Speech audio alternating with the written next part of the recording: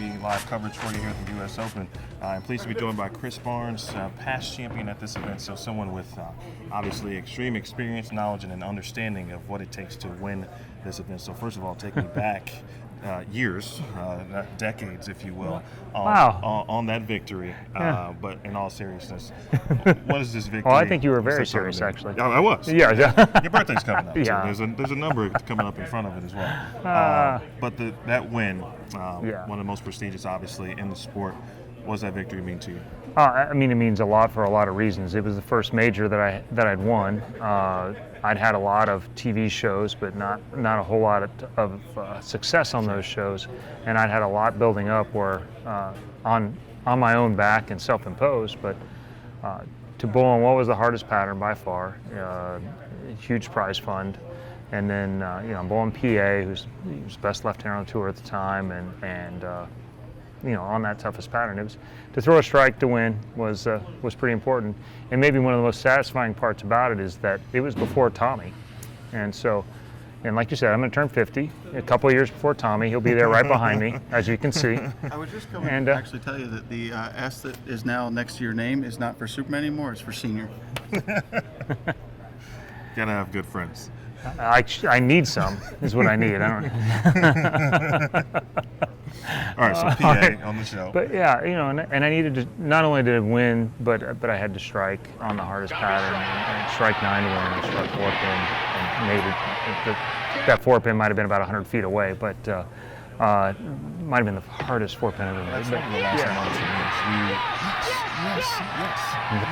Yes. There was a lot of build up there, and it eliminated a lot of things, and it kind of freed me up. And from that point on, I think my record on TV got better, and then I started working with Baker, and then it got way better. But the narrative is the narrative, so it carried over. But I was pretty comfortable, and I felt like pretty much since then, if you gave me a chance, I had a pretty good chance of coming through. What you've seen a lot of iterations of the event from formats, and, how many players are in the field, etc. But the one thing that always remains the same is the grind, the grit, and what it takes to actually get to that moment. How do you manage those things throughout a week like this? Well, I started a practice routine my first 5 or 6 years. I didn't bowl so good on this, and so I had to tighten things up. It's not about creating reaction. It's really about shot making all the way through, and lots of different angles and varieties. And so that started a couple weeks ago, where we tightened things up and start getting ready to really go into shot making mode only, and not so much about creating. Right. Some of the patterns are have a little bit more shape, but they're less than like 1.75 instead of 1.1. So I don't think they were going to be exactly walled up. But that's really the approach for me, is really getting ready to be in a grind, and not. I'd rather be pleasantly surprised than disappointed by the fact that my ball won't hook from anywhere good. So. Right. Okay. From a ball perspective, you've got to check in bowling balls, and, narrow those things down.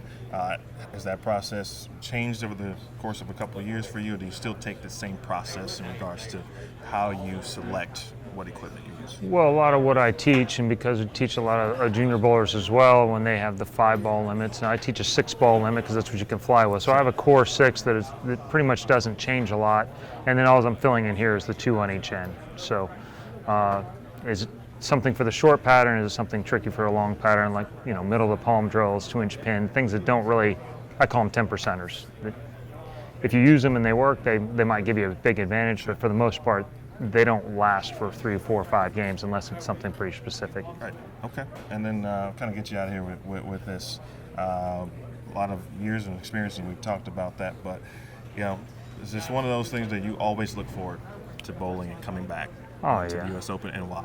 Yeah, well, the U.S. Open's always been, since I came on tour, I thought it was the most prestigious tournament. I thought it was the hardest tournament to win, and we had 400 entries. It was always the biggest field too.